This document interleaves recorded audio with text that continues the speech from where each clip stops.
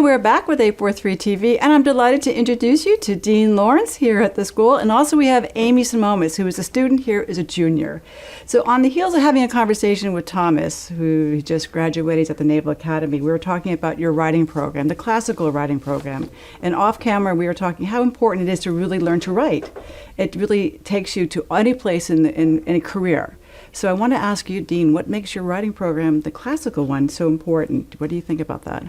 I think it has largely to do with our conviction regarding the importance of writing and why one would want to know how to write well. And I think it's just this, you know, the Lord in creating us made us creatures who use words in order to interact with one another, but he also made us creatures who use words to discover the truth and to communicate that truth to other people.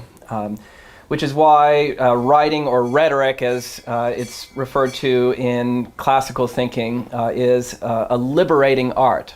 When you know how to use words correctly, when you can formulate your thoughts with an arrangement in an essay, let's say, you're nearing the truth.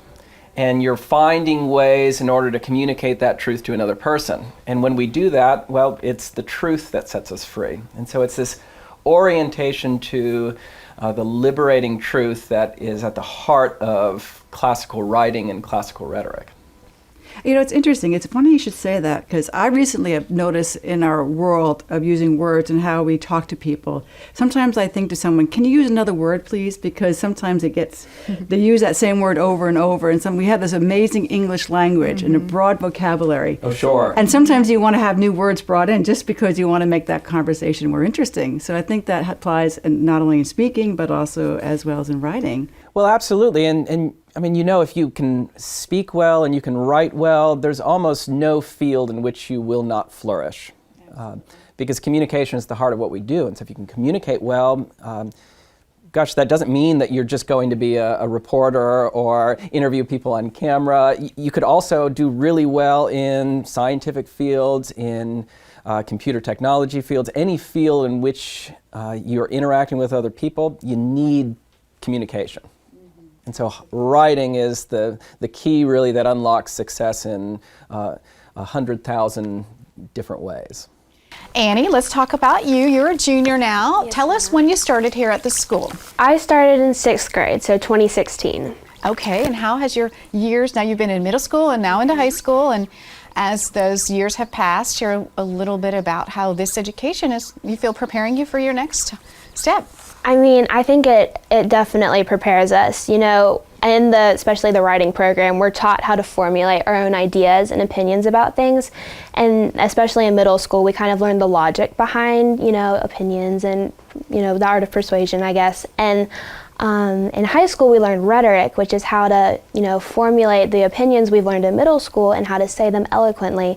And I think that really prepares us for out of school when we're in the, you know, the world and having to, you know, we're asked these questions of, well, why do you believe what you believe? And because of the education that Holy Trinity has taught us, we're prepared to say, well, this is why, eloquently and well.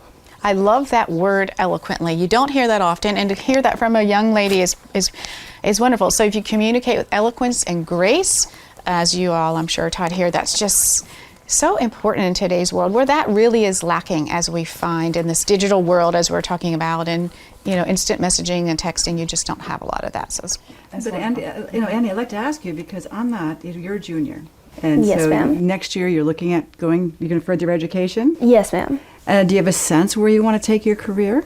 I'm really interested in audiology, which is a doctorate degree. Mainly for the reason of my mom's a speech therapist, and I've always loved what she's done. But I think giving people the ability to hear is such an important thing.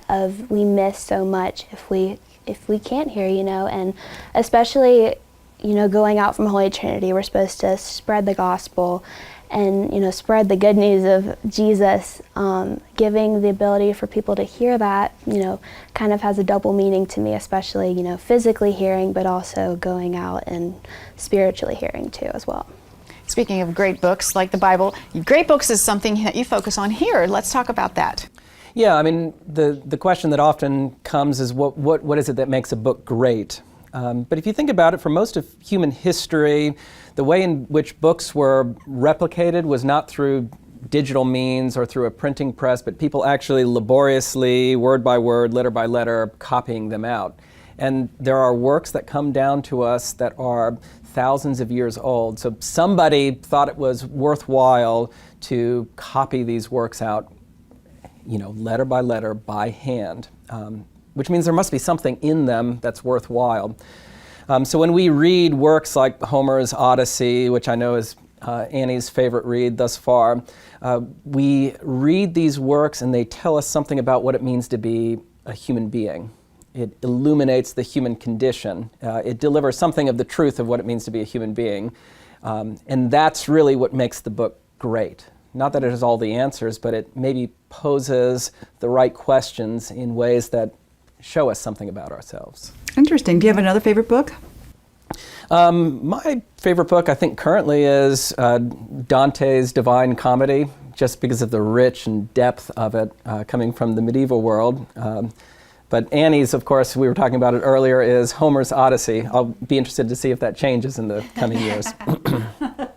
Well, I want to thank you so much for joining me, Dean Lawrence. It's lovely to see you again. And Annie, we wish you so much success in your career and your life. And we will be right back with more 843 TV.